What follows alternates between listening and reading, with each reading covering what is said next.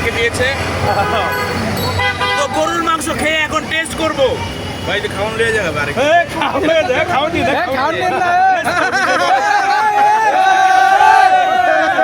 খাবার পরিবর্তন হয়েছে।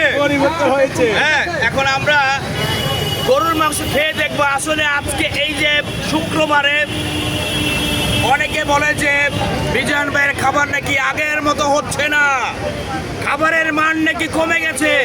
আমরা খেয়ে এখন দেখবো যে আসলে খাবারের গুণগত মান কি ঠিক আগের মতো রয়েছে নাকি শুধু মিজান ভাই ভাইরাল হয়েছে। খেয়ে দেখবো। বিসমিল্লাহ। সবাই খেয়ে দেখে ভাই কেমন লাগছে মাংস খাই? কেমন লাগছে ভাই? ভাই খাইও না, খাইও। 100 কেমন লাগতেছে? ভাই আমার বউয়ের চেয়ে ভালো লেগেছে। মানে বিষয় হচ্ছে যে বাসায় যে খাবার খাই মনে হয় যে বাসার চেয়ে ভালো ভাই। তো হচ্ছে 100 টাকায় আর কি দিবে এই গরুর মাংস। আপনি যে কোনো ফেরিঘাট বা যে কোনো লঞ্চ ঘাটে গেলে কিন্তু এগুলো 100 টাকা শুধু গরুর মাংসই নেয়। সেখানে ভাত দিচ্ছে আনলিমিটেড। এবং শুধু তাই না, যারা খেতে পারেন যতটুকু খেতে পারেন ততটুকুই নেবেন।